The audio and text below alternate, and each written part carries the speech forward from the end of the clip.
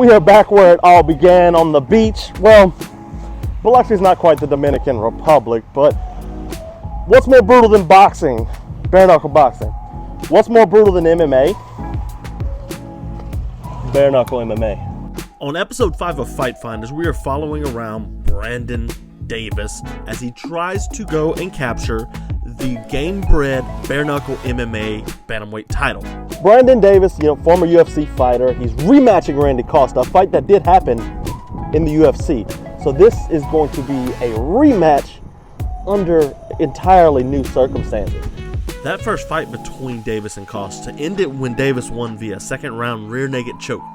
So we've gone to BYB twice. We followed Ike Villanueva and his quest for the heavyweight title, and then we explored, John L. Sullivan, and the Police Gazette title was returned to its glory in New Orleans, my home state. So I was always of the mind that, these sports can only get so brutal. And then I remember there's Gamebred FC. Gamebred FC's bare knuckle MMA. Gamebred FC is brutal. So we made our way down to D'Iberville, Mississippi at American Top Team, where Brandon Davis trains out of. American Top Team in D'Iberville, Mississippi has a plethora of talent. Brandon Davis is the striking coach. You got Alan Belcher out of there, Jason Knight, Chase Sherman. The list goes on. On our day that we went to visit Brandon Davis, we went and watched him do some sparring on a Sunday. He opened up by starting with pad work just to kind of get the muscles moving and to work on his jab. Now, Davis wasn't much for words when we went and visited him. Instead, he was locked in, working on his speed, his timing, his power. He wanted to make sure everything was in tune as he goes to fight this dangerous opponent that is Randy Costa. Davis continued to work on his combination work before he moved on to full-time sparring. And then it was time to lace up. Brandon Davis's main sparring partner was Cam Teague. Now, you may remember Cam Teague from Dana White's Contender Series. He's a 7-1 prospect who will definitely have his shine one day. Training with Brandon Davis is definitely going to be what gets him there. Round after round, for 5 minutes at a time, outside in the Mississippi heat, Brandon Davis trains. He spars round after round, over and over, repetition, conditioning.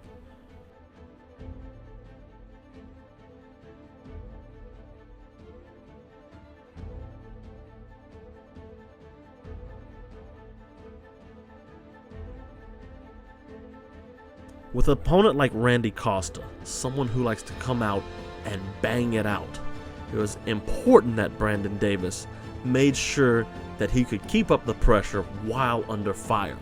And you can see them work that here.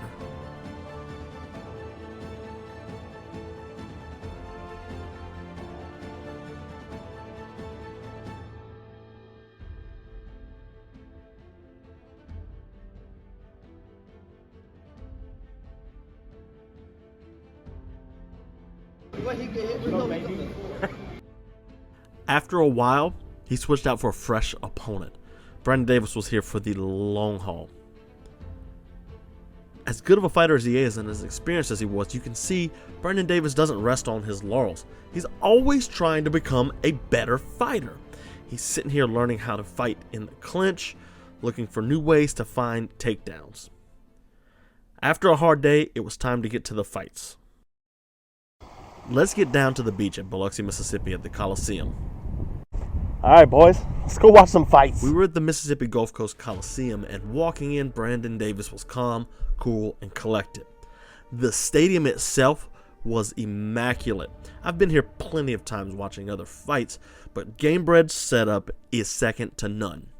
In the back, Brandon Davis and Cam Teague and the rest of his team sparred, warmed up, and just got moving before their fight. There was no tension in the back. He was ready for war. I mean, if you remember correctly, like the UFC when it started was bare knuckle MMA technically. So taking away the gloves for that just provides that extra bit of violence that fans of old used to love. Obviously, there's no, headbutts or anything in this, which maybe one day, but this is bare knuckle MMA. This is as brutal as it gets. This is as brutal as Fight Finders can get. The title was on the line. It's time to get to work. Walking out, Brandon Davis, just like in the back, was calm, cool, and collected. His team behind him, hyped up. This was the opportunity they've been waiting for a long time. In what seems like forever, Davis went through his pre-fight checks before he stepped into the cage with his former foe, Randy Costa. Once he stepped in, the war was on. The two met in the middle, touched gloves, and it was war. Much like the two's first fight, Randy Costa came out with those sledgehammers for hands that he had and started to really bring the fight to Brandon Davis.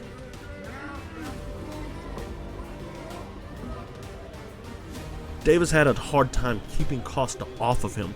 The powerful punches coming his way were a lot. Davis just had to stay up and keep punching back.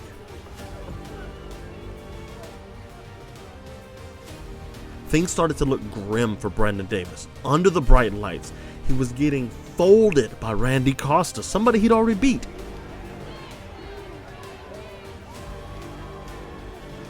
Costa's combination work was impeccable as always, but what do you expect from a guy coached by Joe Lauzon?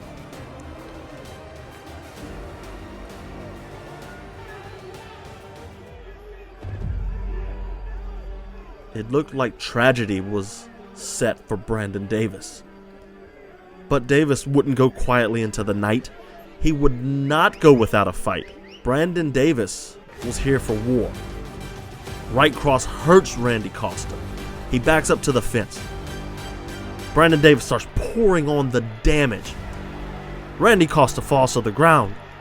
Almost done. And then, did you catch that? He's punching him. And there it is. An illegal knee. I don't think it hit, really. Brandon Davis originally thought he won. But chaos soon broke out. Pandemonium in the stadium. Davis, his team, Randy Costa and his team were all trying to figure out what to do next. And it all hinged on the referee.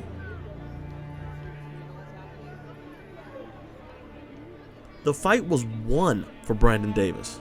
He was right there. It looked like it was all slipping away.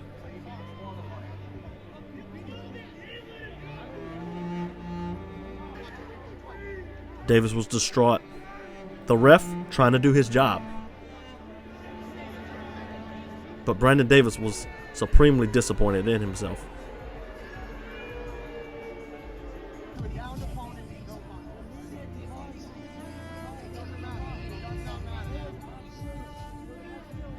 And just like that, the fight was declared a no contest. Fortunately, not a loss. At least he didn't have to see Randy Costa walk away with the title off of a downed opponent illegal knee. Despite that silver lining, Brandon Davis exited the cage disappointed in himself. Brandon Davis was very disappointed in how he performed at Gamebred FC. Speaking to Carlo Perusa, somebody I wanted to collaborate with before this fight, go check out his YouTube channel. He does a lot of great interviews and such. But speaking to Carlo, he expressed his frustration, and it was clear as day to see that Davis was just destroyed over this. It's what people came to see. He hit me with some good shots. I hit him with some good shots, and I just hit him with the knee in the wrong spot. Not where I aimed by any means. I aimed to the body, and he just kept falling after I hit him with the punches. So. And it wasn't just Brandon Davis that thought, his guy, Randy Costa, was trying to get out of there. Gamebred FC president Jorge Masvidal also thought the same thing. Listen to what he had to say. It looked like Randy was about to quit. He dropped down to his knees in a turtle fetal position. I guess he got up. The rules are kind of confusing.